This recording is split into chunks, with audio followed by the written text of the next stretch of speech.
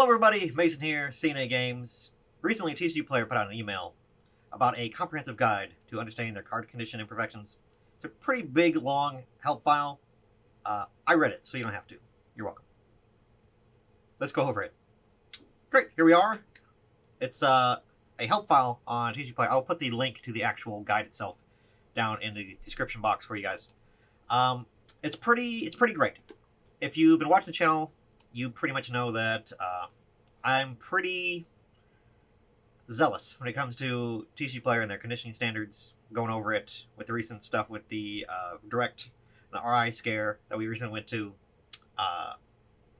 I've spent a lot of time going over this stuff and kind of going in and talking with people at TCGPlayer about making a better guide and getting out some details of stuff that really has never been out in this information before. So that's what we're going to get into. We're going to talk about all the stuff that is new information, some of the highlights of stuff that I want to go through just to make people aware of. This is direct focused. It's for people that are in the direct program, and when you go to send things in, it talks about things about directly. Easy enough. But hopefully it'll be helpful for anybody else that is thinking about going to direct, or even anybody that even sells on TCGPlayer. This is the standards, the information, the protocols that they themselves at TCGPlayer follow, and this is the information that they've given to us now to help when we submit cards that we're on the same page. There's a lot of good information in here. It's pretty in depth. I'm going to try to move pretty quickly, try not to go over every little thing. I do have like a shorthand guide that I made for my own staff, so I'm going to be looking at that. So I'll be looking all over the place, but try to make it as fast and as cohesive as possible. That's the goal here. So if we go down at this very top page here, where you go over some new terminology of terms that they're going to start using in either help files or just going forward, that they internally use, that now we all get to use and understand. Contiguous is one of the big ones. This was something that is a big deal, particularly when it comes to Edgewear. When you look at a card, how many of those dots and how close do they be if they count for 1 point? So contiguous is a term that they're using at TCGPlayer to talk about anything that's less than 5 millimeters of space in between the instances. They can count as a single imperfection. That's basically what they're saying. So, and they're talking particularly about Edgewear, but there are a couple other things that it could fall in lines with. You think of like things like roller lines for printers, for print errors and stuff like that. They talk about roller lines are actually exempt if there's a single one and there's not anything within 5 millimeters. It's exempt from any sort of being called an imperfection. But if there's a bunch of them all together with multiples really close, then it's contiguous, and then you get to count them as the regular fault that you would normally. So that's one of the changes, and one of the reasons why this has been kind of an eye-opening thing. This has never been talked about and is not in any help files that I've known of. It may have been a little bit like on the overlays, but it's not very clear. So that's what we're talking about with Edgewear. When we get to Edgewear, we're going to talk about that a little more thoroughly. They talk about integrity of the card. There's 3 parameters when they talk about integrity. It's structural, it's whether it can be played, and whether or not it can be authenticated. And anything that impacts all those 3 things, it is treated more severely, basically, by them. And then they talk about total, talking about in reference to scuffing. So surface wear and the surface scuffing, cloudiness, that type of stuff on cards is very difficult, and probably the hardest part of what at least we do here at Cardinal. We miss a lot of the time. So they talk about the total scuffing, and they kind of make it really easy parameters to understand. And when they say total, it's basically more than 50% of a card surface. So if it's over the entire surface of the card, it's the total surface of the card. And that just makes it really easy to understand. So if a card has total scuffing, it's the entire side of that card has some sort of scuffing or edgewear or surface issues like cloudiness and stuff like that. So that's the new term that they're using for total scuffing. They go over bends a little bit. That's worth going through. There is no slight measurement anymore for bends. Bends now have just minor. It gets 2 points, and it's the lowest thing that a bend can receive. So if there's a bend in the card in any sort of way, that is visible, it gets at least 2 points on the grading scale. And again, this is stuff that is kind of advanced, stuff that hopefully you guys already know about the grading scale, stuff like that. I've made a couple of videos about that before and kind of broke that down, but this is kind of like just refining and understanding comprehensive a little bit more about the spirit of this type of guidelines that they're coming up with at TCGPlayer, and to the best of my ability. And if I miss stuff, please let me know. I would love to know, or if I get something wrong. I'm interpreting it just like you guys are. It's only a couple days old, so if I get something wrong, let me know. But so when you talk about the points, we're talking about the points when you go from a slight, minor, moderate, heavy, that kind of stuff. So, and then those have point thresholds, 2, 4, 6, 8. So that's what we're talking about on the point scale. Just a real quick refresher, in case you didn't understand it or remember that stuff. So, minor. A minor is an imperfection, and you cannot have a crease. Anything that has a crease is one of those like a little ridge. Like if you fold a card, and then you straighten it back out, it's the little ridge or little bump that you can actually see visibly on the surface of a card that is impacting the integrity of the card at that point. That has to be at least a moderate, and so anything that has a crease of any kind has to be moderate, and it's based on how severe it is, whether it is moderate or major. Okay, and then it says right here, any bend that affects the structural integrity of a card is damaged. The way that they talk about testing the structural integrity is whether or not you can take a card in your fingers and bend it, and if it flexes and pivots wherever that crease is, then it's integral to the structure of that card. It's compromising that, and it has to be damaged. So that's a little bend test, or not really bend, a flex test, I guess. And if it pivots wherever the crease is, it's damaged. No bueno. So that's a clarification that is not in this, should be. So they talk about a little bit more about damage, and they talk about kind of clarification on that kind of stuff. I think sun damage is officially part of it, where they talk about fading or yellowing that's caused by exposure of the sun, right here. That's kind of like a first time little thing that they've talked about that. And then down here, liquid. In all the guidance that I've read from TCGPlayer, there's never been anything that addresses liquid or liquid's damage or how liquid impacts a card. And it says right here, and we're in the damage category, so remember that we're in the damage, like extreme category of things like foreign substances and ink and stuff on a card. Liquid exposure that results in the structural integrity of the card being compromised. So separation of the card stock itself, it's got so much moisture in there that it started to separate or peel away. It's got really bad waviness to it. Stuff like that would be enough if it falls in this type of surface area that it would impact the card and make it damaged. Otherwise, liquid damage is officially a fault. It says right there. Liquid damage is a fault on a card. And that makes sense because faults impact the structural makeup of the card and the card stock itself. Again, this is kind of advanced, but hopefully it's clarifying some stuff for you guys. And then they talk about surface wear and kind of talking about that, and they're giving us an actual size. Surface wear has been better explained as well. The difference between scratches, scuffs, and surface wear. It's kind of like a gradient of surface damage, if you think like that. Scratches can turn into scuffs, which can turn into surface wear. So, and we'll talk about that a little bit more. Okay. Talking about defects, a lot of the same kind of stuff here. Again, single roller lines are a defect on a card, but they can be ignored so long as there's not one that's close to it. That's kind of a new information that is actually in another help file, along with surface bubbling. It does talk about things that can be or ineligible for direct, specifically right here.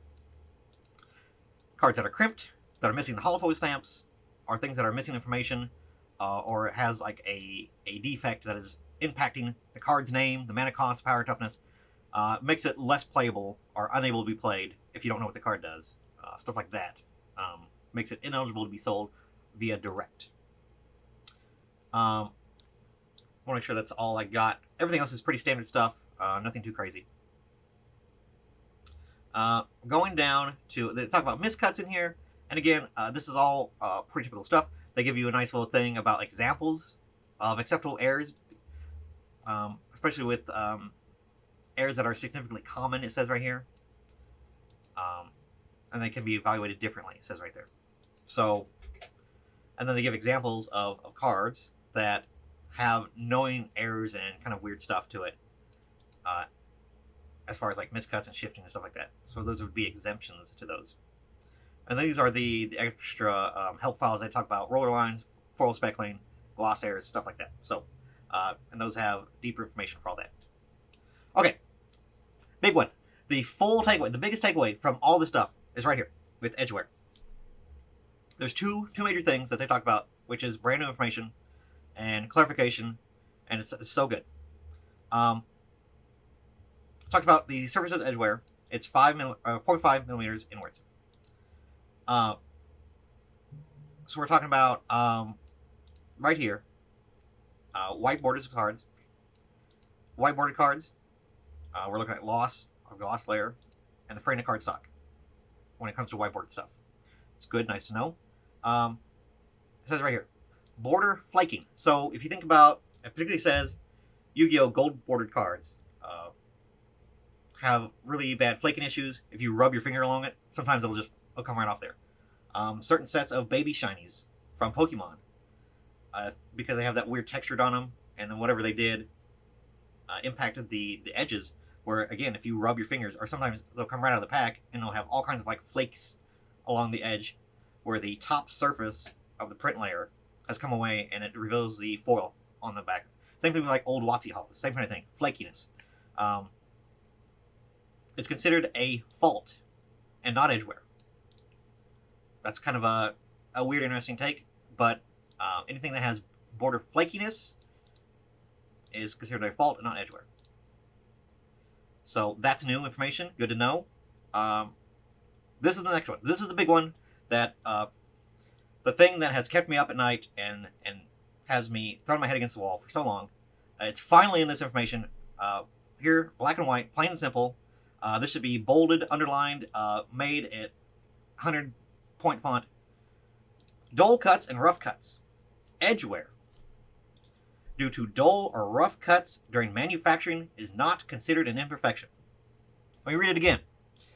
Dull cuts and rough cuts done in manufacturing is not considered an imperfection. It is ignored. So all these new sets that have little flips and lips and kind of weird rough cuts along the edges where you can see the cardstock, it's just how they're manufactured these days. That's just how it is. It is no longer an Edgewear imperfection or imperfection of any kind. It gets ignored. Huge information. Again, stuff that, man, I wish this should be like, everybody should know this.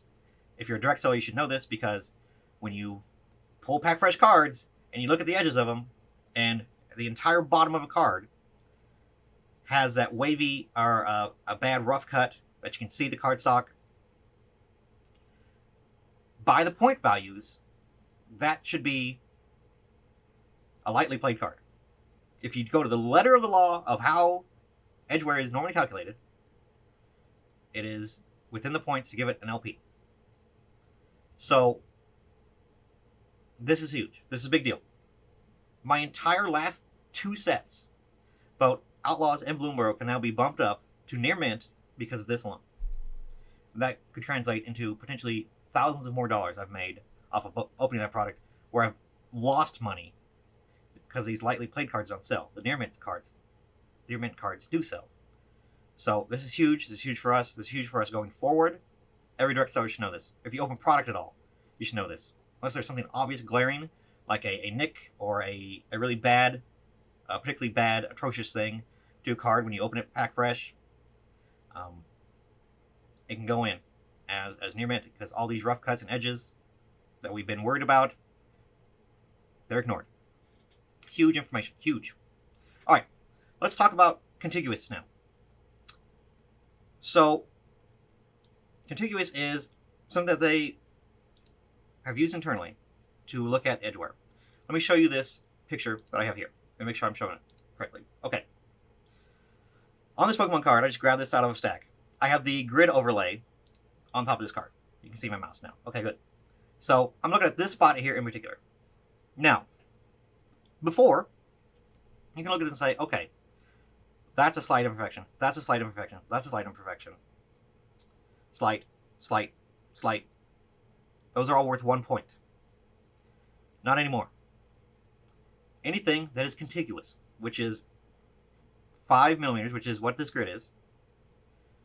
Anything along the card that fits, and so long there's another thing within 5 millimeters, it counts as a single slight up to 20 millimeters. So 20 is 4 of these blocks. That's huge. That is a huge change. And again, unless I'm understanding this incorrectly, I may be. But as far as I can tell, so long as there's a dot or something that is all the way along this card, you can count. So like this, for example, I would say that is not within 5 millimeters. But these groupings can count as 1.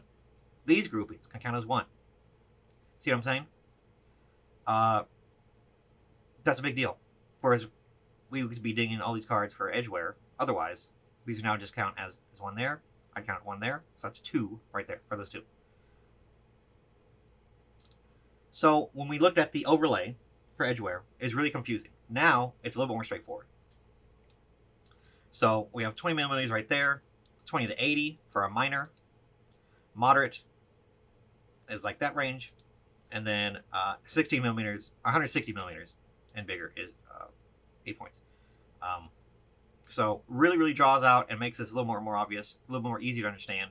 And again, this thing, as long as there's no more than 5 millimeters between each instance, it's contiguous. It counts as a single thing, a single instance.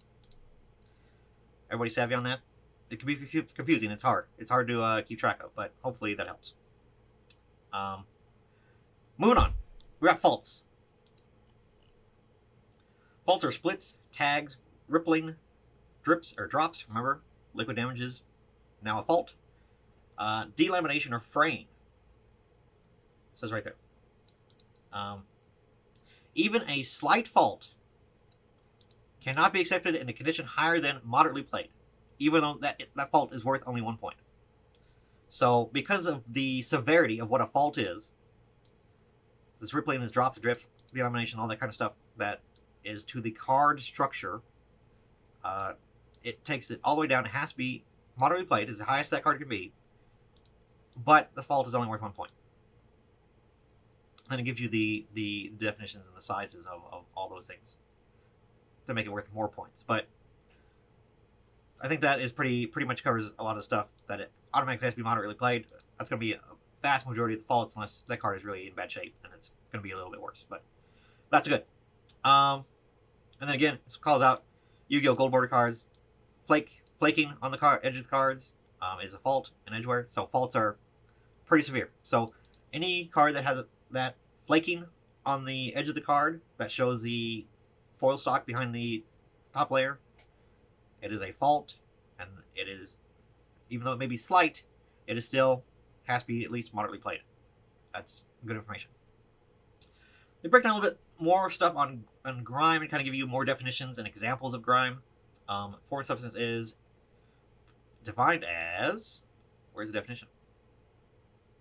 Oh, over here. A substance which leaves a visible stain, sticky residue, or otherwise what could be considered a biohazard on a card is a foreign substance. Speakers talk about food crumbs, chocolate, type of food, stuff like that. Sticky residues like glue, adhesive, sodas, bodily fluids, pen ink and marker, and then anything that's altering the card like tape or paint, and then it says mold as well. It's good to know. Those are foreign substances and not otherwise called play dirt. So that's kind of a big deal. Also, smudges from oils in the hand and the finger is considered play dirt. It's not foreign substances. That's interesting as well. So, getting through it. Indents are largely unchanged. A lot of the definitions and the stuff that they say in here is all the same. You can read through it if you want to, but I'm going to move on. Scratches. So, again, they talk about the progression from a scratch to scuffs to surface wear, and this is a little bit more illustrated. Scratches are pretty great examples of just, particularly on hollows and things like that, scratches. And it cannot reveal the material beneath the surface of that card. And then scratches turn into scuffs. Scuffs are, again, this is a big one that a lot of people, I think, are probably, if I had to ask, it's probably the far and away the thing that is missed the most is scuffs. Scratching groups, cleanness, binder, or sleeve gloss, or buffing. So, I'm talking about kind of a more simplified way of looking at a card. This is how I interpret it. As far as I look at these numbers and I calculate in my head, I think this is correct. Again, if I'm incorrect, let me know. Or if you guys interpret this differently, let me know. In minor here, it gives you a surface area. And it's kind of a bummer because it's in centimeters instead of millimeters, which the entire rest of this guidance is in millimeters and not centimeters. I don't know why. But it gives you a really great example. Up to 50% of a card's side. And scuffing is on the front and the back. It's calculated differently. But scuffing is not... It's not as bad as most things, condition-wise. It's pretty common, and it's given just a minor point. For 50% of the surface of a single side of a card, it's just a minor. It's worth 2 points. Moderate. One single card of the card has the total scuffing, what we talked about. Basically the entirety of the front surface. The way that I interpret it, or I tell my guys to interpret it, if you look at a card, and you see the top of the card has scuffing,